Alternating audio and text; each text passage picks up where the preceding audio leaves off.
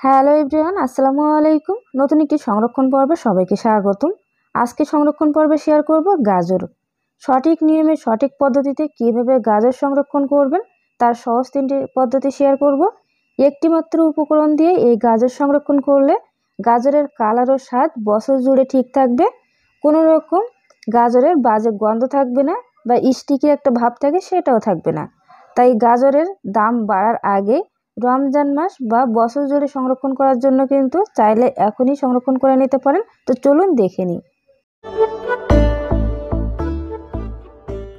গাজরে কিন্তু বালু থাকে বা ময়লা থাকে, তাই খুব ভালোভাবে কিন্তু গাজরটাকে আগে পরিষ্কার করে নিতে হবে।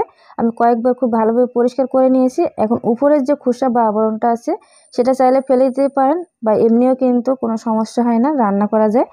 তো আমি উপরের খোসাটা বা আবরণটা এভাবে করে একটু খোসাটা ছাড়িয়ে নিলাম।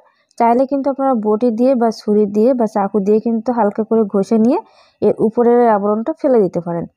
হালকা কিন্তু এভাবে একটু ঘষা দিলেই দেখবেন উপরের এই আবরণটা উঠে আসে। তো এভাবে করে আমি সবগুলো গাজরের উপরের আবরণটা ফেলে দিব। এখনও যেহেতু গাজরের দাম খুব বেশি কমে নাই, তো আমি অল্প করে সংরক্ষণ করছি। আর যখনই খুব বেশি দাম কমে যাবে তখন কিন্তু আরও কিছুটা সংরক্ষণ করে দেখাবো বা আরও কিছুটা সংরক্ষণ করব। তো সবগুলো গাজরের উপরের খোসাটা আমি ফেলে নিয়েছি। এখন 3টে পদ্ধতিতে আমি গাজর সংরক্ষণ করব সেটা দেখিয়ে দিব। তো অনেক সময় দেখা যায় চাইনিজ ভেজিটেবল রান্না করার সময় আমাদের কিন্তু কিছুটা গাজর এই সাইজ করে কেটে রাখতে হয়, বা কোনো সবজিতে দেওয়ার সময় কিন্তু এরকম সাইজ ছোট টুকরো করে কেটে রাখতে হয়, বা কোনো ভাজিতে দেওয়ার সময় কিন্তু আমাদের কুচি করে নিতে হয়। তো সেভাবে করে আমি কয়েকটা গাজর কেটে নিব। প্রথমে আমি এরকম কিউব করে কেটে নিব। আমরা যখন বাঁধাকপি বা আলু ভাজি বা কোনো রকম ভাজিতে দেওয়ার জন্য কাটি তখন কিন্তু এরকমভাবে দিই। আর চাইনিজ ভেজিটেবল রান্নার ক্ষেত্রে কিন্তু আপনারা টুকরো করে কেটে এভাবে করে কেটে তারপর মাছ বরাবর কেটে নিতে পারেন বা এভাবে আস্তেও কিন্তু রেখে দিতে পারেন। তো আমি বিশেষ করে নুডলস রান্না করার ক্ষেত্রে এই গাজরটা ব্যবহার করব, এই জন্য কিন্তু অল্প করে সংরক্ষণ করছি। আপনারা যারা যে কোনো সবজিতে বা যে কোনো কিছুতে দিতে চান সেক্ষেত্রে কিন্তু আরও বেশি করে সংরক্ষণ করে নিতে পারেন। তবে কয়েকদিন পরে দেখবেন এর গাজরের দাম আরও কিন্তু কমে যাবে, তখন কিন্তু সংরক্ষণ করবেন। আর যেহেতু সামনে রমজান মাস, গাজরের দাম কিন্তু দ্বিগুণ বেড়ে যাবে। এখন যেহেতু 40-50 টাকা কেজি, যখন দামটা কমে যাবে তখন কিন্তু আপনারা বেশি করে কিনে সংরক্ষণ করে রাখতে পারেন। আর রমজান মাসে বা গাজরের সিজন চলে গেলে কিন্তু গাজরের দাম অনেক গুণ বেড়ে যায়। তাই চাইলে কিন্তু এভাবে করে আপনারা সংরক্ষণ করে নিতে পারেন।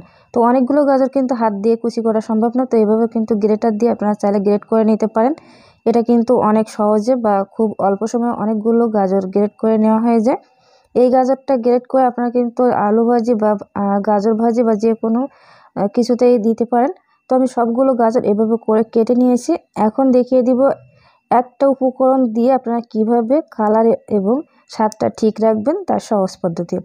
তো আমি সবগুলো গাজর এভাবে করে কেটে নিয়েছি, কিছুটা কিউব করে কেটে নিয়েছি, কিছুটা এরকম গোল করে কেটে নিয়েছি, আর কিছুটা এরকম ছোট টুকরো করে কেটে নিয়েছি।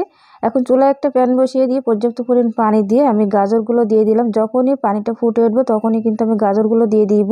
এখন দিয়ে দিব একটা উপকরণ, এই যে 1 চিমটি পরিমাণ বেকিং সোডা দিয়ে দিলাম, আর হাফ টেবিল চামচ পরিমাণ দিয়ে দিব চিনি। চিনিটা দেওয়ার কারণে কিন্তু এর কালারটা একদমই সুন্দর থাকবে, কোনো রকম নষ্ট হবে না সিদ্ধ করার পরেও।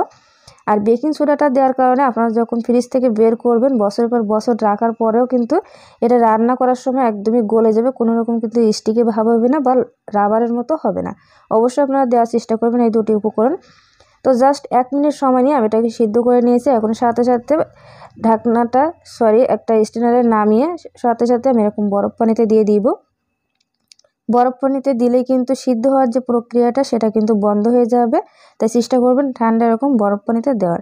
এখন আমি এখান থেকে 5 মিনিট পরে একটা স্ট্রেনারে নামিয়ে পানিটাকে ঝরিয়ে একটা সুতি কাপড়ের উপর রেখে খুব ভালোভাবে পানিটাকে শুকিয়ে নিব।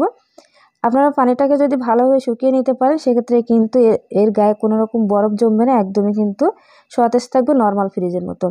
তো আমি খুব ভালোভাবে এগুলোকে পানি ঝরিয়ে নিয়ে তারপর একটা সুতি কাপড়ের উপর রেখে দিয়েছিলাম 5-6 মিনিটের জন্য।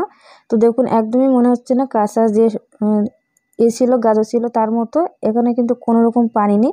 এখন আমি এগুলোকে জিপলক ব্যাগের ভিতরে রেখে দিব। আপনারা চাইলে কিন্তু একটা বক্সে করে রাখতে পারেন বা একটা সুন্দর একটা পলিথিনের ভিতরে রাখতে পারেন। এখন এর ভিতরে যেহেতু বাতাস আছে, এই বাতাসটাকে বের করার জন্য আমি এরকম একটা